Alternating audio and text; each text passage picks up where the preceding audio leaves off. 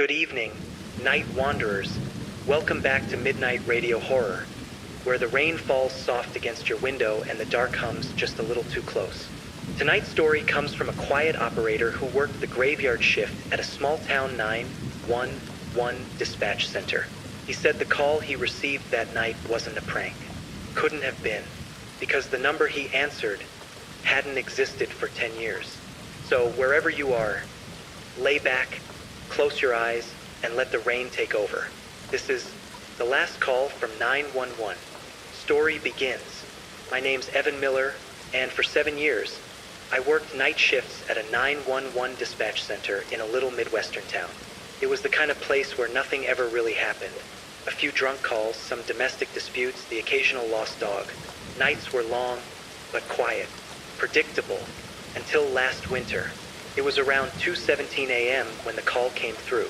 The line blinked red, line 3. I put on my headset, pressed the button, and said the same thing I'd said thousands of times before. 911, what's your emergency? Nothing, just static. A faint hiss, like wind pushing through an empty hallway. I checked the system. Caller ID read 701-555-0193. It caught my attention, not because I recognized it, but because the system had tagged it in gray, not green.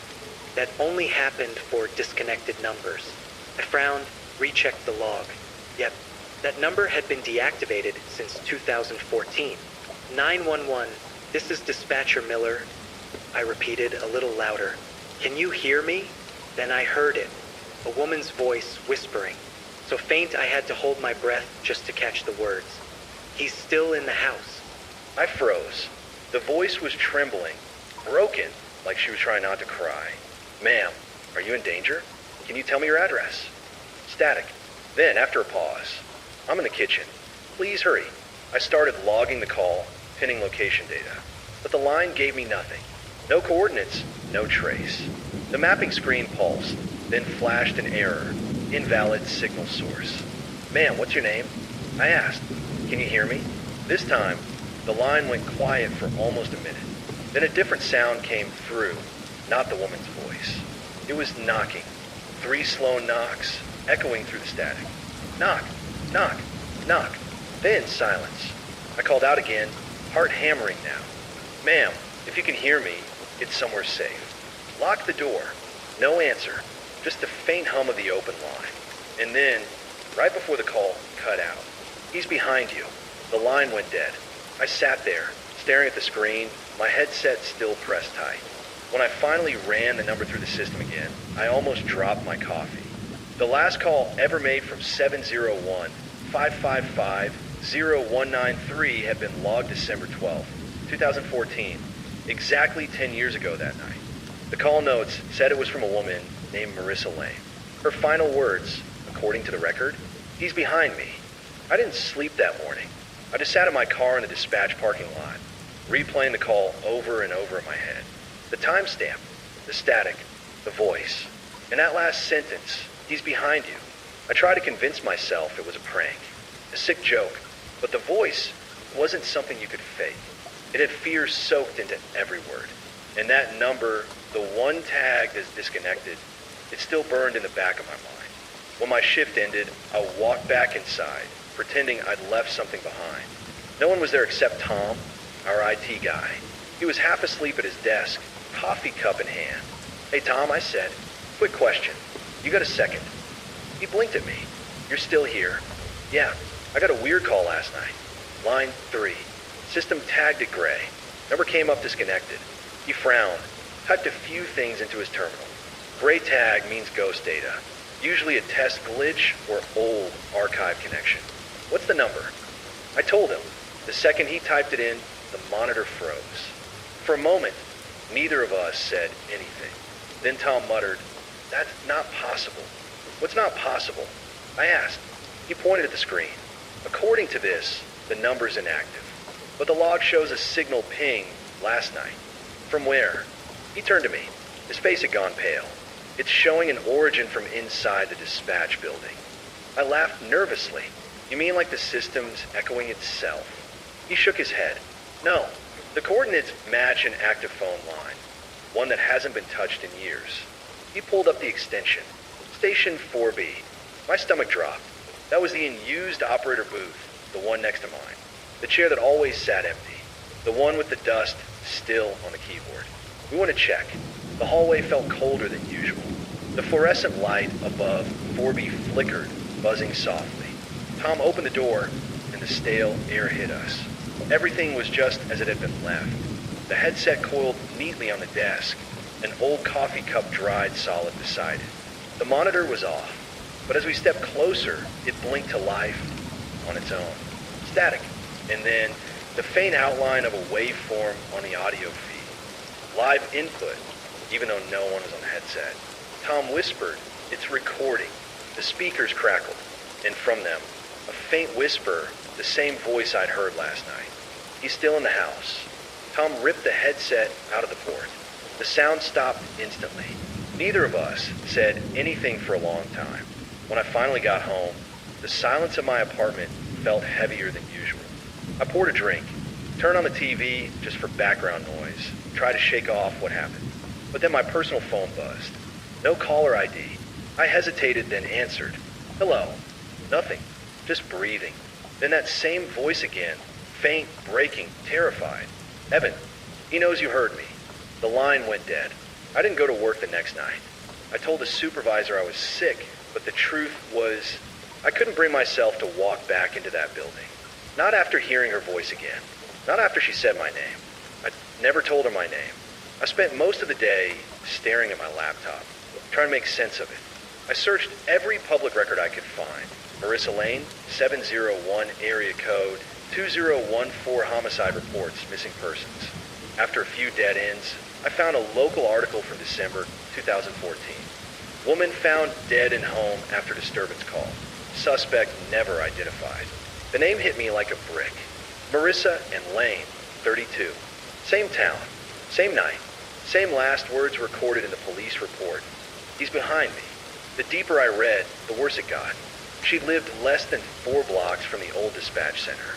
Her killer was never caught. And the weirdest part? The responding officer who took the call, Detective Thomas Miller. My dad. He died in 2016. A heart attack, they said. But now, for the first time, I started wondering if it was something else. I drove to his old house that night. My stepmother sold it years ago, but it still sat empty, unsold, the kind of forgotten home that still remembered everything. The driveway was cracked. The front porch light flickered when I stepped up. I had the old spare key from when I used to visit. It still worked. The moment I stepped inside, the smell hit me. Dust, old wood, something faintly metallic. The air felt heavier. My dad's office was still the same.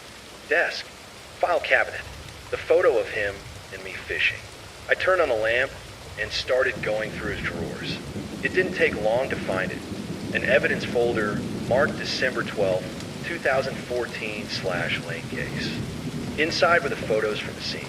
A small kitchen, blood on the linoleum, the outline of a woman's body, and on the back of one photo, written in my father's handwriting. She called back after death. My pulse started to race. Under the photo was a yellowed note, a 911 call transcript. But this one wasn't logged in any official system. It was handwritten, 2:17 a.m. Incoming call, unknown line. He's behind me. Who are you? He won't stop until he finds the one who heard. I froze. The one who heard. I read it again. Then again. Suddenly, my phone buzzed in my pocket. Unknown number. I almost didn't answer. But something in me, maybe curiosity, maybe fear, made me swipe the screen. Hello. A pause. Then static. And through it, a woman's whisper, closer than before, like she was right next to the receiver. You shouldn't have looked for me, Evan. The line went dead. I dropped the phone and stumbled back. And that's when I saw it. The faint glow coming from the kitchen down the hall. The light was on. I hadn't turned it on. The light from the kitchen glowed faintly down the hall, pale, cold, humming softly like a dying fluorescent bulb. I hesitated in the doorway of my father's office, the old floorboards creaking beneath me. Every instinct screamed to leave, but something about that light, it felt wrong. Not electrical, not natural, almost like the air itself was glowing. I stepped closer. The walls along the hallway were lined with old family photos. My father, my mother, me as a kid. Except now, as I passed, I noticed something I swear wasn't there before. In every photo, my father's eyes were scratched out. Thin, deliberate lines carved right into the glass. I reached the kitchen doorway and stopped. The light source wasn't the ceiling bulb at all. It was coming from the old rotary phone on the counter. It was off the hook and glowing. A sickly green light pulsed through the coiled cord, like veins. I just stared. Then, without touching it, the receiver lifted slightly, as if someone invisible had picked it up. Click! The dial spun once on its own. A faint hiss filled the room, and then I heard that same woman's voice again, whispering right into the receiver. He's here. I backed away, heart pounding, eyes darting across the kitchen. The air felt electric, the kind of static charge before a storm. And then the sound of footsteps. Slow, heavy, coming from the basement door behind me. Each step creaked, louder than the last. I turned toward the door, gripping the counter for balance. The handle began to turn, just a little, just enough to make the hinges groan. I grabbed the nearest thing I could find, a flashlight. The batteries were weak, the beam dim. Who's there? I called out. My voice cracked halfway through. No answer, just breathing. And then a whisper, a man's voice this time, deep and strained. You shouldn't have answered her call. The door burst open. The flashlight flickered, the bulb whining. For a split second, I saw a figure standing in the stairwell, tall, drenched in shadow, face obscured. Then the light died completely. I bolted. I ran straight out the front door, into the freezing night air, my lungs burning. I didn't stop until I reached my car. I sat there, shaking, staring at the house. All the lights inside were now off, except the kitchen. Through the window, I could still see the faint glow of that rotary phone, pulsating, almost like it was waiting for me to come back. I didn't sleep again that night, or the night after. The glow from the rotary phone haunted me in every shadow, every corner of my apartment. It was as if Marissa's voice had followed me home. Finally, I realized I couldn't hide anymore. I had to go back, not to my father's house, but to the dispatch center. If the call had originated there, if the signal had come from the empty booth, maybe I could finally understand what had happened. I arrived just before midnight. The building was silent, cold. The fluorescent lights flickered overhead as I made my way to the old 4B booth. The door was slightly ajar. Inside, the headset hung perfectly over the hook, untouched, but the monitor was alive and pulsing with static. I leaned closer, and the waveform jumped violently, as if reacting to my presence. Then the whisper, soft, trembling, terrified. He's watching. I froze. My hand hovered over the keyboard.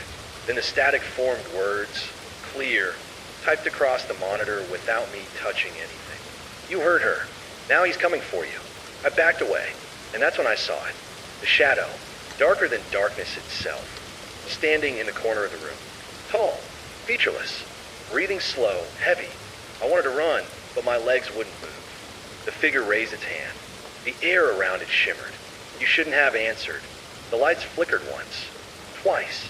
Then everything went black. The next morning, the janitor found the booth empty. No signs of struggle. No trace of me. All that remained was the headset dangling on the hook, and the monitor still blinking with static. Sometimes late at night, I swear I hear a faint phone ring in my apartment.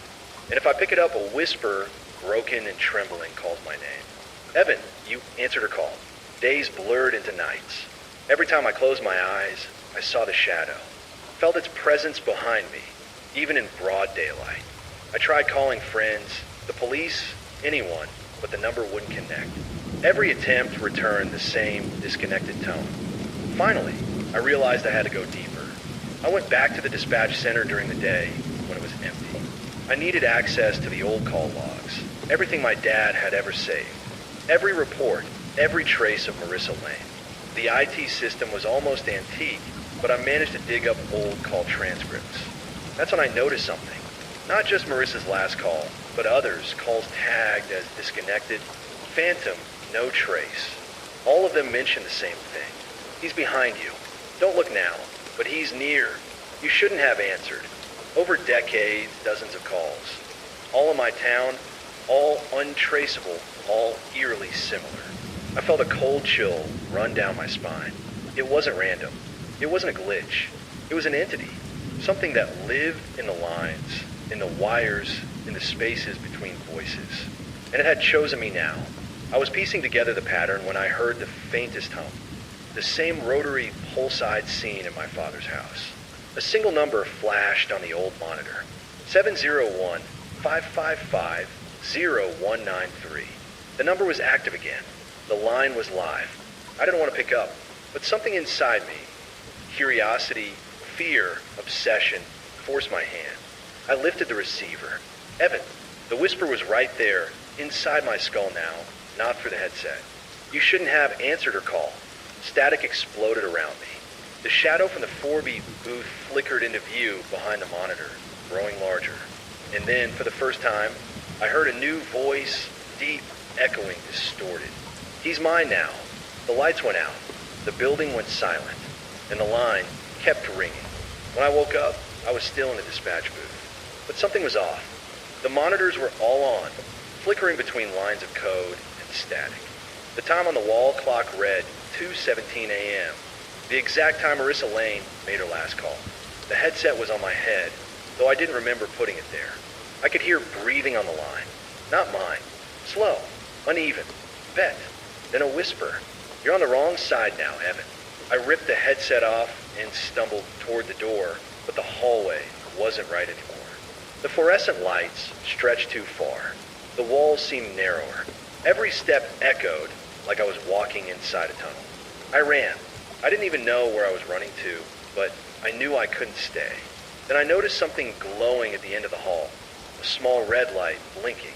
It was the recording room. The door was open, and inside, on the old reel-to-reel player, a tape was already spinning. A voice played from it, my voice. 911, what's your emergency? He's still in the house. Ma'am, stay on the line. He's behind you. Click. Then my voice again. Only this time, older. Slower. Cracked. He's behind me. The tape clicked off. My hands were shaking. I turned toward the glass window, separating the booth from the hallway. And that's when I saw it. My reflection was still there. But it wasn't moving with me. It stood perfectly still, headset on, eyes black, mouth slightly open. Then the reflection tilted its head. Not like a person, but like something trying to understand how a person works. And in a voice that was both mine and not mine, it whispered, You answered her call, Evan. Now answer mine. The headset in the reflection lifted on its own. The phone on the desk started to ring, sharp and shrill, cutting through the air. Ring, ring, ring. Each tone got louder.